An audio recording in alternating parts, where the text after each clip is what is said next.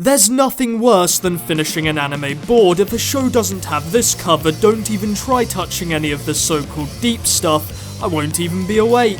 The show we're talking about today is one that has its priorities in all the right places, and as such, it packs an extremely entertaining punch. Let's talk Gatchaman Crowds.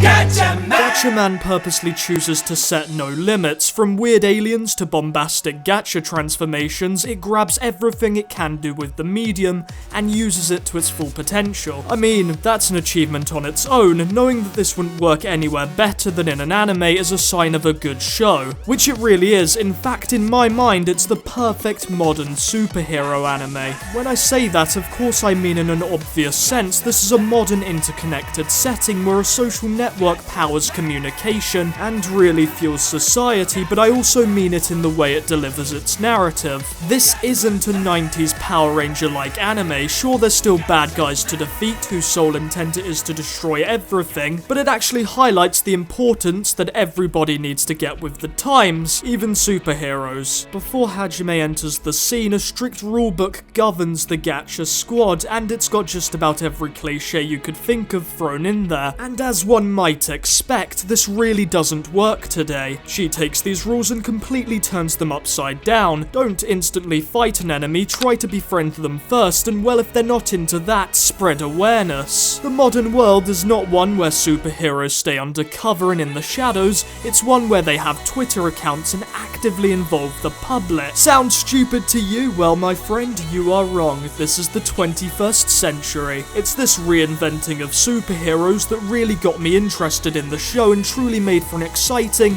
and unpredictable experience. It's also what makes Hajime an extremely great character, as she does such a great job at guiding the show through this development. Hajime isn't just the life force of the gacha squad, she's the buzz of the entire show and was a big part of its style too. The second Hajime steps in the base, the synergy of the group grows stronger because that's just the type of character she is. She fundamentally changes everyone, from Little Miss Gloomy Renge over here to this fake panda, who by the way has the coolest transformation. Heck, there's half an episode where the characters go flat out and tell you just how much they've changed. Okay, maybe that was a bit much. So the pacing of this anime probably is one of its biggest flaws actually, but luckily I didn't really care all that much past the halfway point. The main characters definitely get better as the show goes on, and some have longer adjustment times than others, but overall they really were fantastic by the end. The addition of Rui was puzzling at first, but later proved to be crucial in this updated superhero series. The realizations of the flaws of his ideal society is one of the small examples of the smart side of the show. It even goes as far as questioning the future economics of living, which I certainly wasn't expecting from this anime. Now that's too much for an Anime Russ review, but I just wanted to point that out. The clever stuff and the entertaining bits are very nicely interwoven. That really spins us right back to the start. Gatchaman is a great sounding, well animated, and most of the time good looking anime. Of course there's some CG thrown in there because not everything can be perfect, although it's surprisingly not as jarring as in some other animated works. In fact, at parts it kind of blends in quite nicely with the city background, but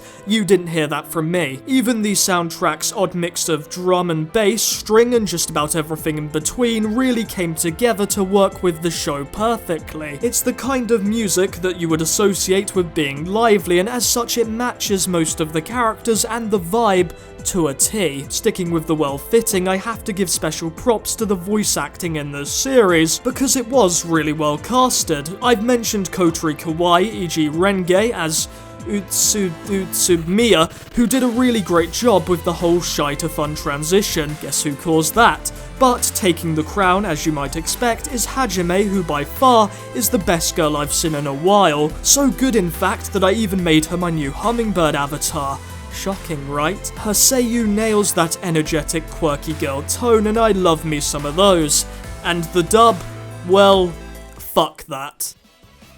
Hey, welcome to the outro. Surprised to see me here? Yeah, me too. I'm not normally one for this kind of stuff. I'm here to shamelessly plug my new podcast, Anythix, where me, a fake Aussie, and Glenn get down and dirty with anime for 50 minutes. It's a fun time, and I highly recommend it to pretty much anyone who'd actually finish this video, so just click here or check the description. Now, I'm going to finally get around to watching Gatchaman Crowd Insight, so to all of you watching this, have a great night.